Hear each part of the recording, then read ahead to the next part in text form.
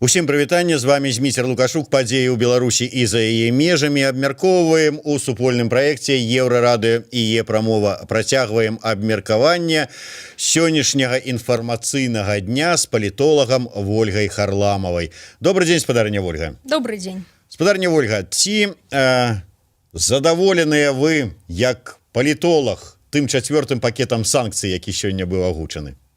Ён яшчэ не быў агучаны так, як пакет гатовых санкцый. Да. Гэта яшчэ так званы пратакол о намерах. Да, пакуль гэтых санкцый яшчэ няма. Гэта рэкамендацыі настойлівыя. Ну і мы неяк ужо размаўлялі на гэты конт. Я лічу, што любыя санкцыі эфектыўныя тады, калі яны дзейнічаюць не на всю краіну, да, калі яны накіраваныя мэтава, накіраваныя кропкава на таго, хто прыймае адпаведныя рашэнні і на таго, хто стварае тую сітуацыю, у якой мы зараз жывем у Беларусі. Адпаведна, санкцыі, якія прыймаюцца супраць прадпрыемстваў, санкцыі, якія прыймаюцца супраць юрыдычных асобаў, яны такія досыць складаныя санкцыі. Калі мы паглядзім той агучаны чацвёрты пакет, там акрамя МАЗа, да, акрамя БелАЗа, ёсць яшчэ юрыдычныя асобы, аб якіх я, напрыклад, да сённяшняга дня практычна і не чула.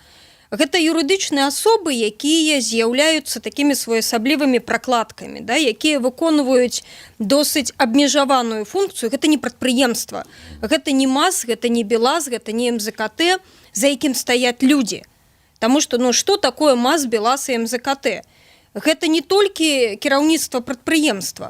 Гэта людзі, якія працуюць, гэта сем'і тых, хто працуюць. І санкцыі супраць такіх юрыдычных асобаў гэта пэўныя, у тым ліку псіхалагічныя, пэўныя эмацыйныя наступствы, якія наўрад ці хацелось бы мець. Таму што гэта людзі, якія губляюць заробкі, гэта людзі, якія губляюць звыклы лад, звыклы ўзровень жыцця, і наўрад ці яны будуць аналізаваць, з-за каго, чаму яны трапляюць у такую сітуацыю. Ім патлумачылі, да, прычына таго, што вы сталі жыць горш, санкцыі.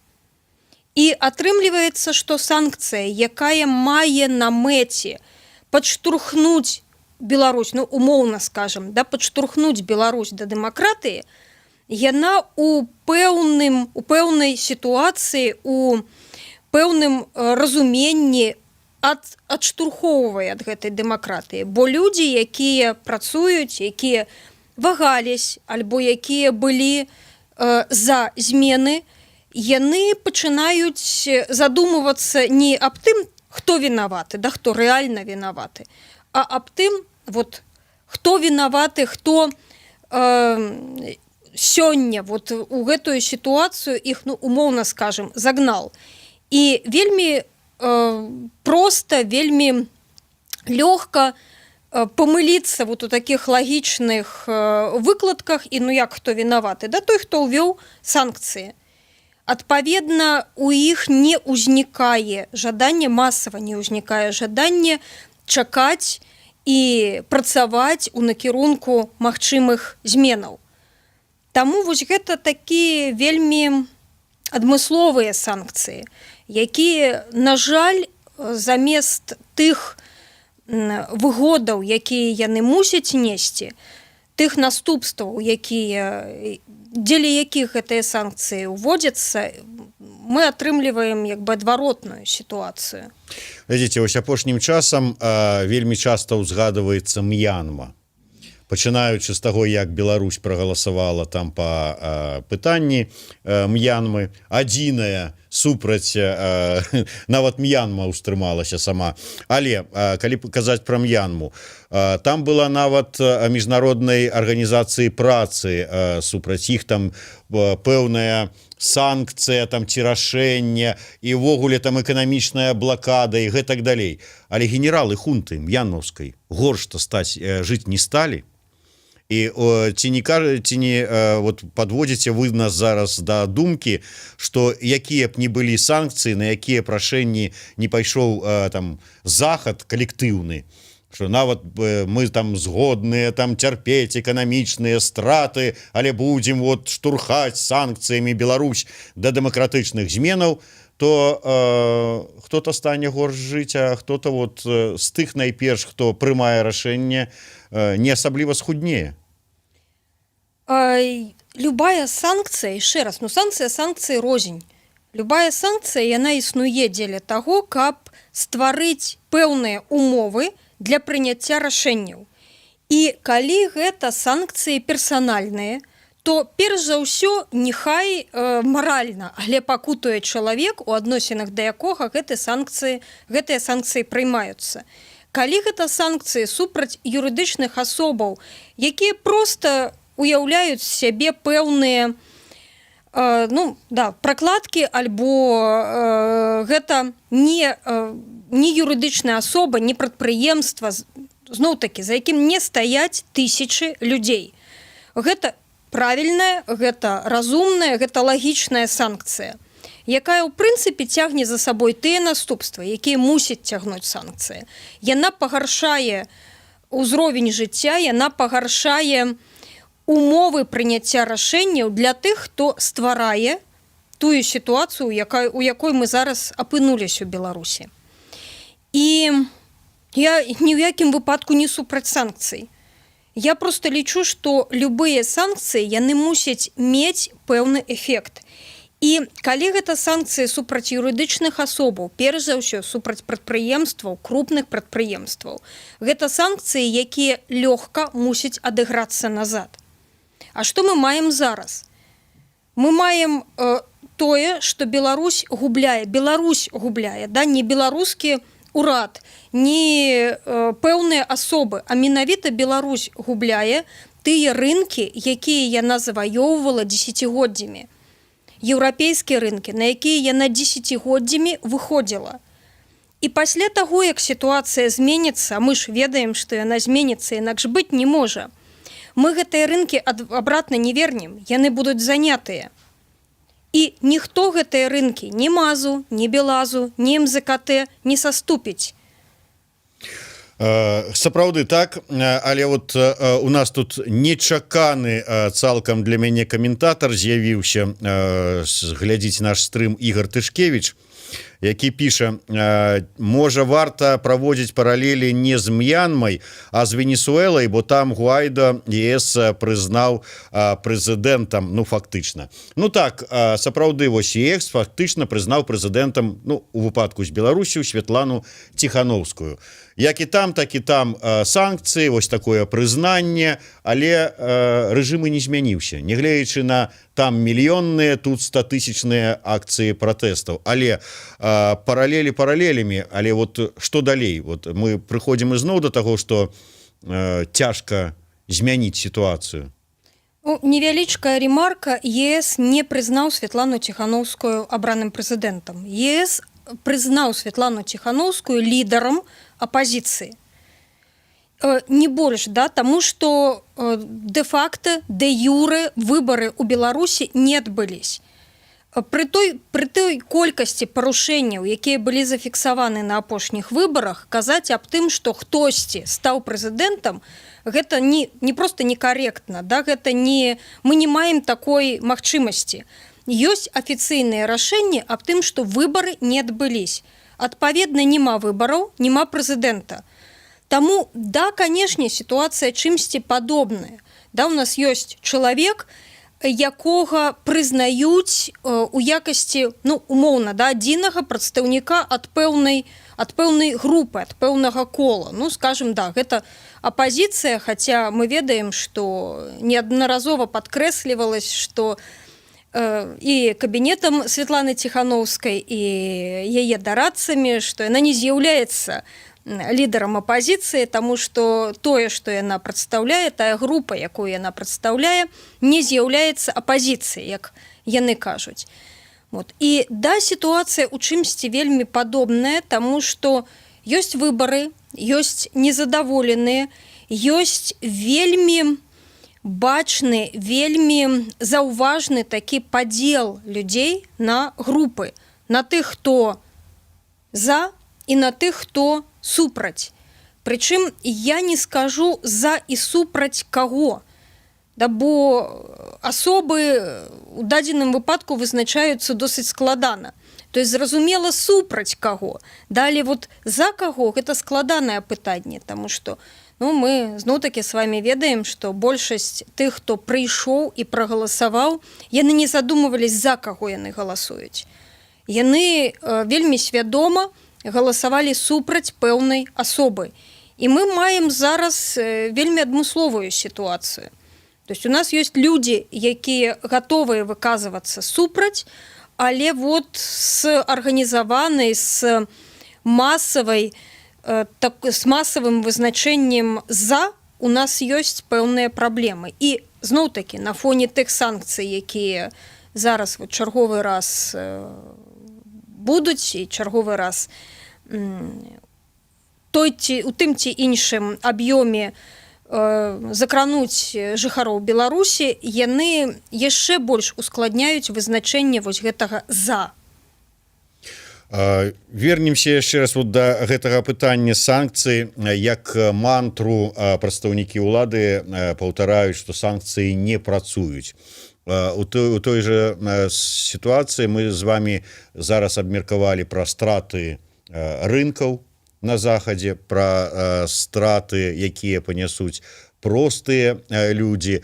І ўзнікае тады пытанне ўсё ж такі, працуюць санкцыі ці не працуюць? Вот з аднаго боку, да, хтосьці сапраўды скажа: ой, на што нам гэтае вот усё, таму што тут і заробкі панізіліся, і кошты павысіліся, я ўжо не кажу пра закрытыя межы. Што далей? Вот з аднаго боку кажуць, там лідары ездзяць, як піша Гайдукевич, ездзяць па ўсіх еўрапейскіх кабінетах, кланяюцца і просяць санкцыі. З другого боку, можа быць, не трэба іх уводзіць, і як, што рабіць? Другія лідары ездзяць па іншых кабінетах і просяць дапамогі у сітуацыі з гэтымі санкцыямі. І на мінулым тыдні была сустрэча Лаврова з Макеем, і падчас гэтай сустрэчы было зроблена некалькі досыць знакавых, як мне падаецца, заяваў. Адна з такіх заяваў, што еўрапейскія лідары не разумеюць, што гэтымі санкцыямі яны паглыбляюць інтэграцыю Беларусі і Расіі. То есть гэта заява, якая была зроблена Макеем, вот, цалкам афіцыйна, да, заява, якая была зроблена для журналістаў. І калі яны кажуць, што санкцыі не працуюць, да, гэта як бы лукавства. Таму што як не працуюць, калі вы самі падкрэсліваеце, што вынікам гэтых санкцый ёсць паглыбленне інтэграцыі. Вынікам гэтых санкцый ёсць зноў-такі з цытатаў Макея і Лаврова, ёсць дэ-факта існаванне саюзнай дзяржавы для еўрапейскіх дзяржаваў. Да? То есть дэманструецца, што гэта саюзная дзяржава дэ-факта, як у тым ліку, як вынік санкцый, яна ўжо існуе, яна ўжо дзейнічае. І узнікае сапраўды пытанне, і што гэта будзе каштаваць па выніку Беларусі? Гэта вельмі складанае пытанне, таму што зараз не хапае дадзеных, не хапае фактаў дзеля таго, каб рабіць больш-менш адэкватныя прагнозы.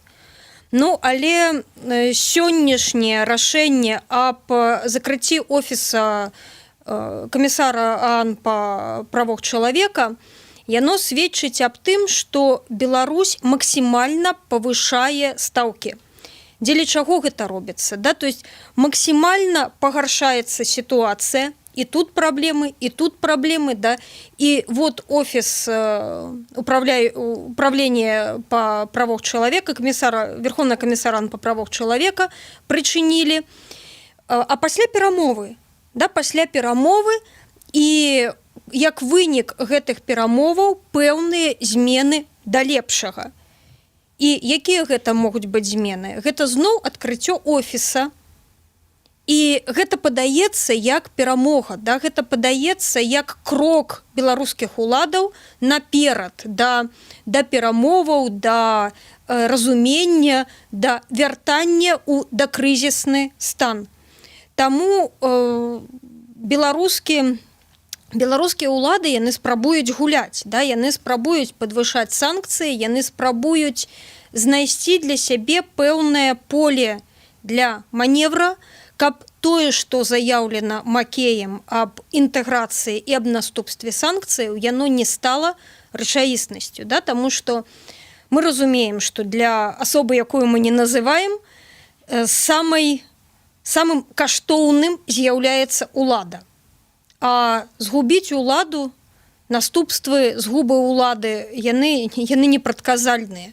Таму робіцца ўсё магчымае, каб дэ-юрэ Беларусь захавалась, ну і адпаведна шукаюцца вось гэтыя магчымасці манеўру, у тым ліку праз павелічэнне ставак і праз чарговае зацягванне гаек. Яшчэ адзін момант хацеў абмеркаваць, гэта украінскі накірунак. Тое, што прадстаўнікі дэпутаты Вярхоўнай Рады выступілі з ініцыятывай ввогуле скасаваць дыпламатычныя адносіны з Беларусю.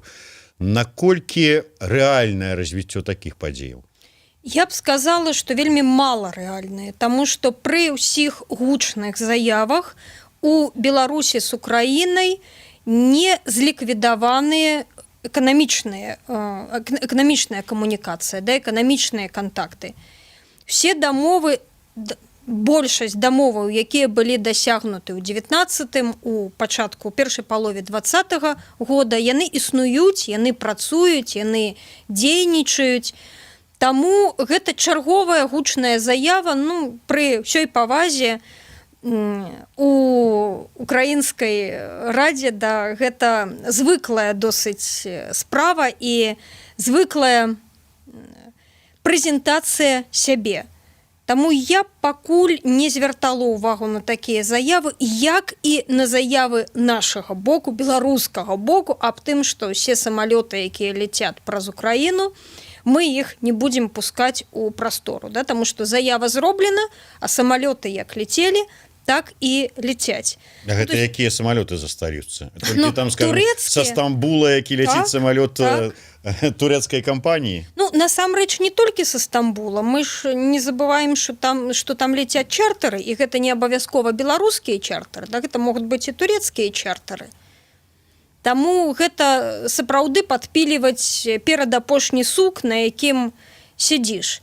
І зноў-такі, пры ўсіх гучных заявах пэўнай асобы вельмі часта за гэтымі заявамі не бывае ніякіх рэальных дзеянняў. Да? Гэта заява без наступстваў. І гэтак жа заявы з украінскай рады. Вот без наступстваў. Вы просто, можа быць, не ведаеце, як глюкоза дзейнічае на арганізм. Вот, можа быць, яна з такой зацяжкай. Все можа быць, пачакаем. Пачакаю. Таму што, ну, зноў-такі, мы ж зацягваем гайкі. На гэтыя зацягнутыя гайкі, безумоўна, нейкім чынам мусіць рэагаваць. У тым ліку і праз заявы. Да ёсць заява аб тым, што самалёты, якія ляцяць праз Украіну, не будуць мець магчымасці сядаць у Беларусі. Ёсць заява аб тым, што мы тут скасуем дыпламатычныя адносіны з Беларусю. То есть гэта своеасаблівы такі парытэт заяваў. Давайте назовем такім чынам. Ты, нягледзячы на тое, што Украіна это яшчэ не ЕС, але, скажем, вот чаканыя у пятым пакеце ці ў дадатку да 4-го пакета сектаральныя санкцыі, якія магчыма закрануць там у першую чаргу сярод іншага нафтаперапрацоўчая вытворчасць гэту. Украіна ўсё ж такі значны такі рынок беларускага паліва. Ці пойдзе Украіна у адным фарватары з Еўрасаюзам і ці далучыцца, таму што ўсё ж такі выгадна і для іх набываць, я так разумею, такую колькасць беларускага паліва? Для іх не проста выгодна набываць такую колькасць беларускага паліва. Для іх немагчыма хутка перайсці на іншых пастаўшчыкоў паліва. Таму аднамаментна, вот сёння на заўтра Украіна фізычна не можа адмовіцца ад беларускага паліва. І для іх гэта рашэнне, якое будзе цягнуць вельмі непрыемныя наступствы. Украінцы досыць резка рэагуюць на любыя спробы пагоршыць іх стыль і ўзровень жыцця. А такія рашэнні яны паўплываюць і на ўзровень жыцця украінскіх грамадзян. Таму наўрад ці у бліжэйшы час, там, месяц, 2, 3, 4 Украіна на такое рашэнне пойдзе. А там ужо паглядзім, як будзе дзейнічаць беларускія ўлады, таму што нездарма яны гэтыя гайкі заціскаюць. Да, калі заціскаецца да ўпора, пасля гэта мусіць расціскацца. І адно з расцісканняў, да, яно можа быць і такім аргументам Украіны, вот ёсць рашэнні, да, ёсць крокі наперад, і няма ўжо неабходнасці скасоўваць тыя дамовы, тыя эканамічныя пэўныя магчымасці, якія дае камунікацыя Беларусі і Украіны. Што можа стаць штуршком, трыгерам для пачатку расціскання гаек? І да якога, на ваш погляд, узроўню будуць заціскаць? Насамрэч, збольшага ўжо ўсё, што можна, даціснулі. Таму вот месяц, 2, 3 лета. І пасля лета можна чакаць ужо пэўных зменаў, умоўна, канешне, але, скажам, ўсё ж такі да лепшага. Але што застаецца? То есть, вот, калі браць грамадзянскую супольнасць, вот, і увогуле магчымасці дзейнасці грамадзянскай супольнасці, то што пасля гэтага застаецца? Нічога не застаецца. Затое застаецца поле, манёвр для гандлю. Пасля можна ісці на сустрач, пасля можна ўводзіць пэўныя, падкідаваць пэўныя плюшкі. Мне вельмі цікава было назіраць, і вельмі цікава ёсць назіраць за сітуацыі з ТАСС, з журналістамі ТАСС, якія не атрымалі акрэдытацыю. І Макей вельмі цікава гэта патлумачыў. Ён гэта патлумачыў не тым, што не працяг акрэдытацыі, не тым, што у Беларусі не акрэдытуюць журналістаў замежных інфармацыйных агенцтваў. Не, мы акрэдытуем, але у нас крыху памянялись правілы, і давайте прысылайце нам грамадзянаў тых краінаў, дзе гэта інфармацыйнае агенцтва, дзе гэтая кампанія зарэгістраваная. І ён на прэс-канферэнцыі сказаў, што да што вы, што вот прыязджае расійскі грамадзянін, прадстаўнік ТАСС, і мы яму літаральна імгненна, вот за некалькі гадзінаў даем акрэдытацыю. То есть вот поле для маневра, да, мы пакрыўдзілись, мы прадэманстравалі сваё незадаволенне, але мы заўсёды пакінулі магчымасць адступіць. Да вот зараз ствараецца гэтае поле для адступання, для таго, каб мець магчымасць рабіць крок, 2, 3 назад. Вот такім чынам працуюць сённяшнія беларускія ўлады. Але нават ужо пытанне самолета Ryanair уже как бы, як это кажется, навязла на зубах, але улады постоянно подкидывают нават не нам, а вот им, заходникам, новые, скажем так, перасцярогі, каб яны не за нас тут турбаваліся, як тут бедныя беларусы дэмакратыю будуць будаваць, а за сябе, як там наша бяспека. Вось тая ж самая сітуацыя з мігрантамі, якія нечакана масава пачалі пераходзіць незаконна мяжу з Літвой, з Польшчай і гэтак далей. Ці не стане гэта, ну, как бы задумаюцца, боже мой, мы бы, можа, там как бы і подумали, ну, вот свой шлях там нейкі там у Беларусі там внутры развіцця, але гэта вот... Мы толькі што размаўлялі пра падвышэнне ставак. Гэта таксама адна з магчымасцяў, адзін з накірункаў падвышэння гэтых ставак. Дэманструецца, колькі Беларусь рабіла для еўразвязу, да, наколькі карысная та Беларусь, якая была год таму для еўразвязу. І ну, мы без праблем можам вернуць тую сітуацыю, якая была. Да вы ідзеце насустрач, мы ідзем насустрач. Гэта зноў-такі магчымасць для гандлю, магчымасць для пошуку агульнага, да, для дамоваў. Вот крытыкуюць наши слухачы і гледачы вашу пазіцыю найперш па датычна стаўлення беларусаў да санкцый. Пишуць: спадарню палітолага больно слухаць, беларусы не ў стане зразумець, супраць каго санкцыі. Аркадзь Бессуднаў: людзі гатовыя сядзець на голай бульбе. С одного боку, вот, ну вот хотелось бы погодиться с людьми, потому что вот хочется же верить у нечто такое вот светлое и романтичное. С другого боку, як бы разумеешь выдатно ситуацию, ну кто размаўляя з людьми не только как бы со своими поплечниками и сябрами у Фейсбуку, а и с людьми на улице, и все ж таки... Вот як змяніць сітуацыю? Вот ёсць магчымасць людзям давесці нейкім чынам, што ну не скажу, што вінаватыя, можа быць, што лепшага хочуць нам там, скажем, еўрапейцы, уводзячы санкцыі. Ёсць вельмі вялікая праблема з крыніцамі данясення інфармацыі.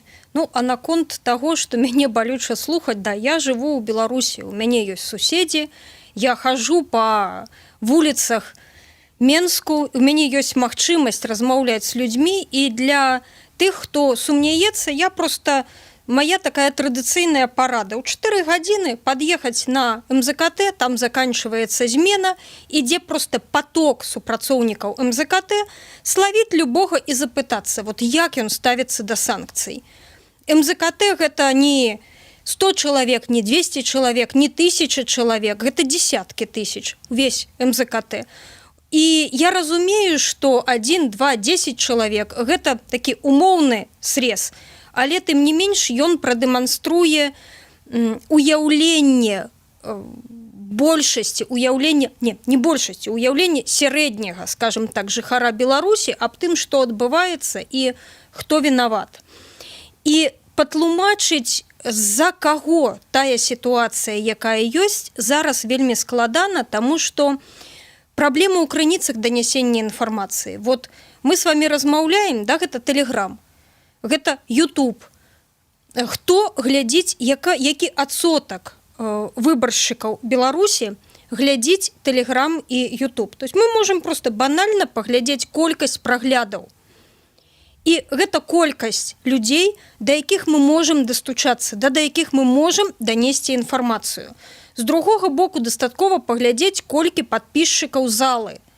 А гэта всемагчымыя БТ і расійскае тэлебачанне. Яны таксама атрымліваюць інфармацыю.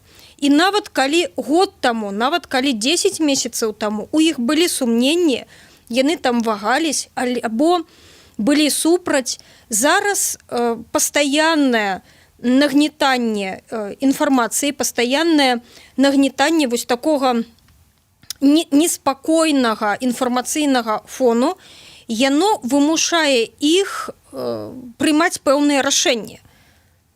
І чалавеку можна 10 50-100 раз паўтарыць адно і тое ж, і на 101 раз ён пачне задумвацца, да? На 101 раз ён пачне сумнявацца ў тым, што 10 месяцаў таму я, магчыма, памыляўся, бо мне тут вот з усіх бакоў кажуць, што вот яны вінаватыя, вось яны тыя, хто цягнуць Беларусь у бездну.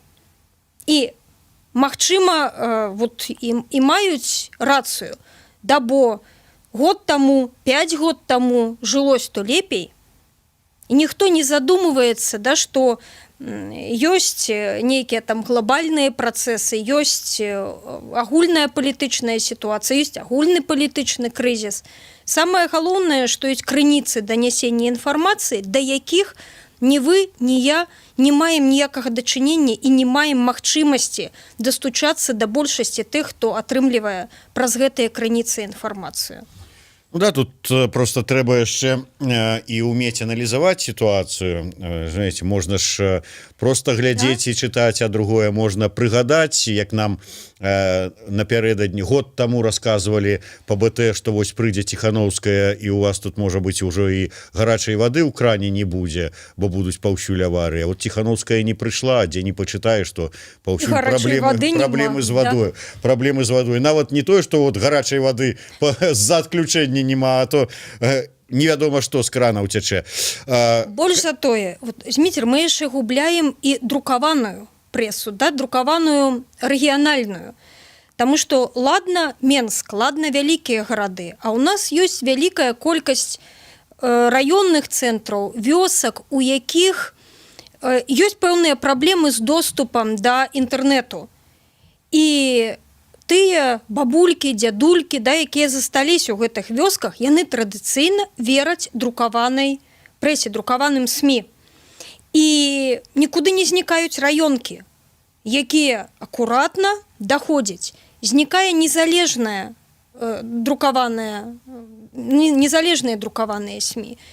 І замест тых хаця б умоўных, але ручаінак данясення інфармацыі не застаецца проста нічога, акрамя таго ж самага БТ і расійскага тэлебачання, якое у любой вёсцы будзе транслявацца, будзе праца, бо беларуская дзяржава зробіць усё магчымае дзеля таго, каб данесці патрэбную інфармацыю у тым аб'ёме, у тым накірунку, які ёй выгодны. Добра, пакінем захад з яго санкцыямі, можа быць, крыху там ужо збоку, але павернемся ў другі бок. Ну, я не асабліва давяраю інфармацыі там ці словам пра тое, што там Лукашенко надае ў Крамлю і яны тут думаюць, як ад яго пазбавіцца. Але глянем крыху далей. Ну вот Кітаю ж, яму ж не патрэбна Беларусь такая, як яна ёсць сёння. Ёсць і іншым краінам, праз якія там праходзіў маршрут якіх у Еўропу праходзіў праз Беларусь, да прыкладу. Яны могуць нейкім чынам паўплываць на сітуацыю? Да, праз Беларусь Кітай планаваў і зрабіў усё магчымае, каб праходзіў шоўкавы шлях. Але зараз сітуацыя такая, што, напрыклад, для Злучаных Штатаў асноўнай праблемай з'яўляецца Кітай. Не Расія, а Кітай. Асноўнай праблемай, асноўным канкурэнтам. І ёсць зноў-такі рэальпалітык, аб якім мы неаднаразова размаўлялі і да якога мы будзем неаднаразова яшчэ вяртацца. Любыя рашэнні, яны прыймаюцца перш за ўсё таму, што гэта выгодна. І Кітай, і Злучаныя Штаты, і Расійская Федэрацыя будуць прыймаць тыя рашэнні, якія ім выгодныя. І ў любых такіх рашэннях Беларусь не з'яўляецца суб'ектам палітыкі. Беларусь – аб'ект палітыкі. Зноў-такі, мне гэта вельмі непрыемна казаць. Да, гэта моя краіна, я тут всё жыццё пражыла і вельмі хачу жыць далей. Але, на жаль, я мушу канстатаваць, што Беларусь – гэта своеасаблівая разменная манета у гульні вялікіх, у гульні моцных суб'ектаў міжнароднай палітыкі. Ну, але вот ўсё ж таки разменная, неразменная, але сыходзячы са сваіх кітайскіх інтарэсаў, Кітай не можа нейкім чынам вот ўсё ж таки націснуць там грашыма, крэдытамі, там яшчэ чым-небудзь на тое, каб сітуацыя неяк суцішылася, назовем так. Ёсць верагоднасць, што Кітаю выгодней і прасцей будзе дамовіцца з кім-небудзь іншым. З умоўнай Турцыяй, з Украінай.